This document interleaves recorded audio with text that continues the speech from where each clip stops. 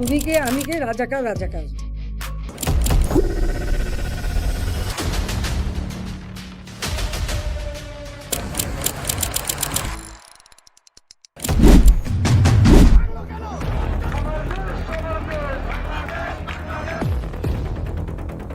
Minister Sheikh Hasina has been ousted from power. The army has taken over the country.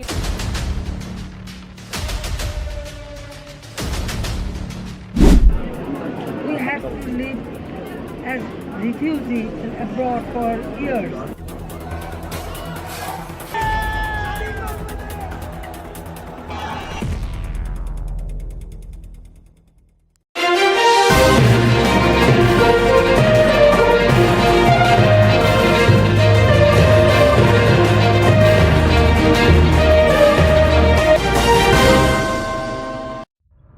रजाकार इस एक लफ्ज ने 15 साल तक बरसरे इक़्तिदार रहने वाली बांग्लादेशी वजीर आज़म शेख हसीना वाजिद का तख्ता पलट दिया।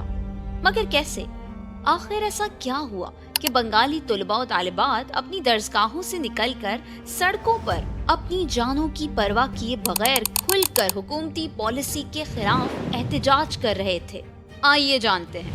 बांग्लादेश में एहतजाजात का आगाज जुलाई में ढाका में हुआ, जिसकी क़यादत तुलबा तंजीमों ने की। मुजाहिरे की असल वजह बांग्लादेश में सरकारी नौकरियों के लिए मुख्तस किया गया कोटा सिस्टम है, जिसके तहत 1971 की पाकिस्तान से आज़ादी की जंग में लड़ने वाले मुजाहिदीन की औलादों के लिए 30% सरकारी नौकरियां मुख्तस थी, जिनमें से ज्यादातर लोग हसीना वाजिद की अवामी लीग पार्टी से वाबस्ता हैं, जो आज़ादी की तहरीक की क़यादत कर रही थी। यानी बंदर बांटे रेवड़ियां अपने अपनों में।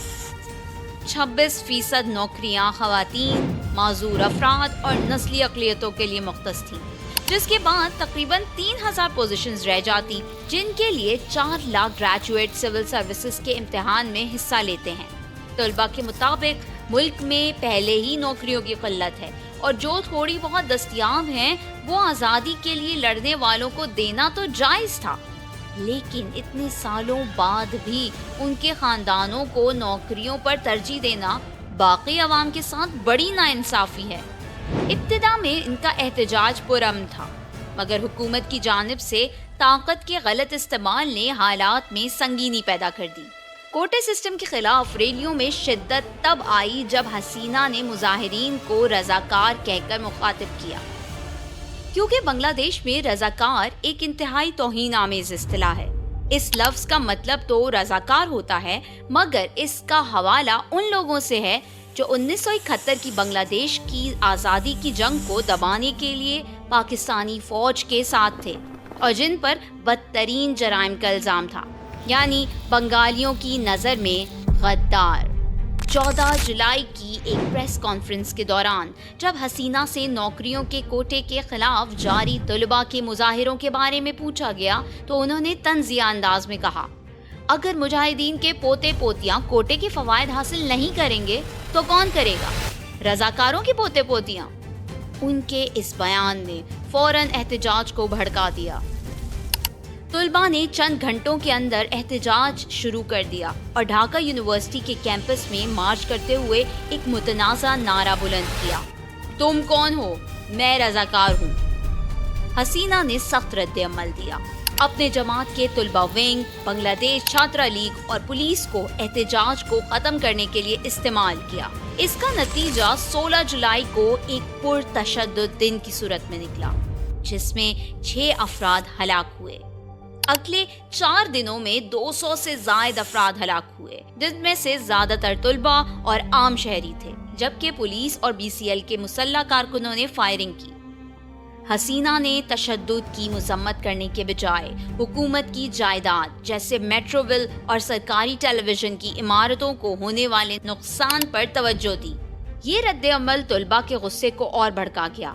शुरू में 9 नुकाती इस्लाहात का मुतालबा किया गया था, जिनमें हसीना की गैर मशरूत माफ़ी और वज़ीर दाखिला असदुज़्ज़मान खान और दीगर वज़रा की बरतरफी शामिल थी।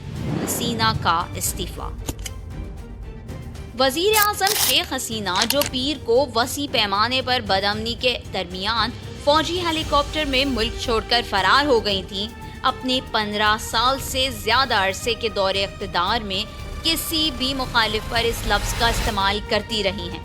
ملک کے بانی شیخ مجیب الرحمان کی بیٹی اور سابق صدر کی حیثیت سے حسینہ نے 1990 میں فوجی حکمران اور اس وقت کے صدر حسین محمد ارشاد کی حکومت کو گرایا تھا۔ حسینہ پہلی بار 1996 میں وزیر اعظم بنی جب ان کی جماعت عوامی لیگ نے انتخابات میں کامیابی حاصل کی۔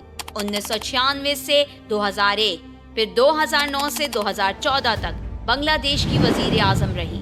2014 میں وہ تیسری مدت کے لیے دوبارہ وزیر اعظم منتخب ہوئیں۔ 2018 میں شیخ حسینہ واجد چوتھی مدت حاصل کرنے میں کامیاب ہوئیں۔ 3 اگست 2024 کو وہ دنیا کی طویل ترین حکومت کرنے والی پہلی خاتون سربراہ بن گئیں۔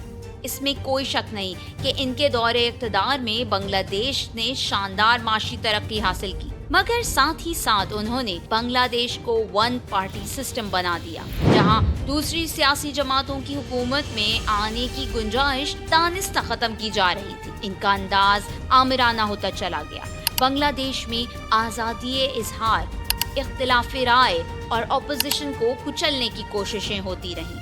ججز اور میڈیا کو خریدا جانے لگا، اور پھر وہی ہوا جو حضرت علی کہتے تھے، کفر کا نظام تو چل سکتا ہے پر ظلم کا نہیں۔ جولائی کو سپریم کورٹ نے نوکریوں کے کوٹے کی پالیسی کو ختم کرتے ہوئے فیصلہ دیا کہ 93% نوکریاں میرٹ پر امیدواروں کے لیے دستیاب ہوں گی، مگر مظاہرے بے قابو ہوتے رہے۔ طلباء اور دوسرے شہریوں نے نئے سرے سے احتجاجی ریلیاں نکالی۔ انہوں نے ہلاک شدگان کے لیے انصاف کا مطالبہ کیا اور ایک نیا مطالبہ کر دیا: حسینہ کا استعفیٰ۔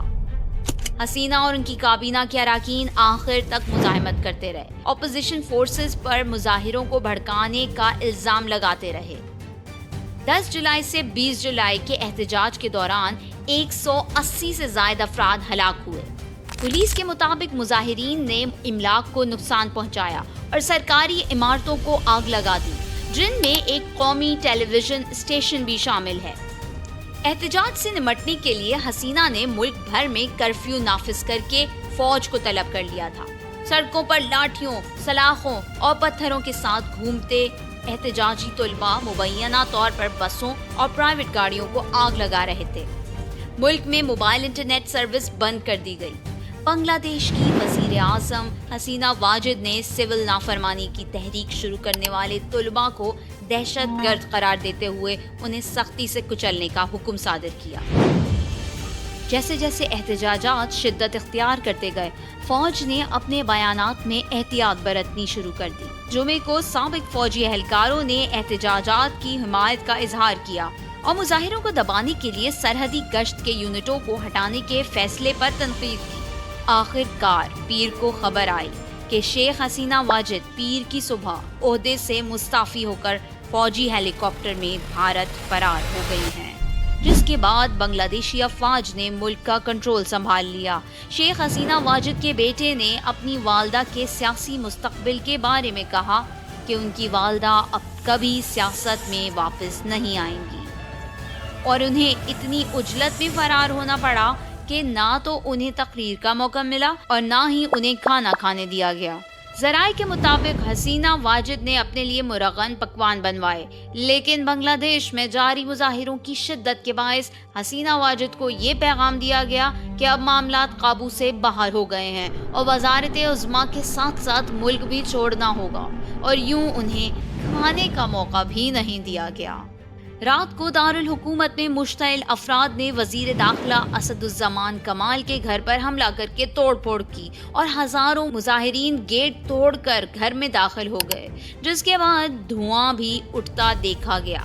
مظاہرین نے بنگلہ دیش کے چیف جسٹس کی رہائش گاہ پر بھی توڑ پھوڑ کی اور اندر سے ہنگامہ آرائی کی آوازیں سنائی دیں۔ وزیر اعظم کی سرکاری رہائش گاہ اور دفتر پر حملے ہوئے اور عوامی لیگ کے کئی دفاتر کو نذر آتش کر دیا گیا۔ مظاہرین نے وزیر اعظم ہاؤس میں لوٹ مار کی اور شیخ مجیب الرحمان کے مجسمے کو توڑ دیا۔ شیخ حسینہ واجد کے فرار کی خبر سن کر ڈھاکہ کی سڑکوں پر لوگوں نے جشن منایا اور مٹھائی بانٹی۔ جبکہ دوسری طرف بھارتی میڈیا نے دعویٰ کیا ہے کہ بنگلہ دیش کی انٹیلیجنس رپورٹ میں شیخ حسینہ واجد کی حکومت گرانے کا ذمہ دار پاکستانی خفیہ ایجنسی ISI ہے۔ بھارتی اخبار انڈیا ٹوڈے نے الزام عائد کیا ہے پاکستانی فوج اور ISI کا مقصد حسینہ واجد کی حکومت کو غیر مستحکم کرنا اور اپوزیشن جماعت BNP کو بحال کرنا ہے جو کہ پاکستان کی حامی ہے۔ واضح رہے کہ شیخ حسینہ واجد بھارت کا اہم اثاثہ تھیں اور انہیں اسی وجہ سے بھارت کا پٹھو کہا جاتا تھا۔ یہی وجہ ہے کہ ان کے اقتدار کے خاتمے کی خبر سے ہندوستان میں اوپر سے نیچے تک کھلبلی مچ گئی ہے۔ بنگلہ دیش میں شیخ حسینہ واجد کے اقتدار کے خاتمے نے ایک طوفان کھڑا کر دیا ہے جو عوام کی طاقت اور عزم کی ایک بڑی مثال فراہم کرتا ہے۔ یہ واقعات ہمیں یہ سکھاتے ہیں کہ عوامی تحریک اور اجتماعی عمل کس طرح نظام میں تبدیلی لا سکتے ہیں۔ جب لوگ منظم طریقے سے اپنی آواز بلند کرتے ہیں تو وہ حکومتی پالیسیوں اور قیادت پر اثر ڈال سکتے ہیں۔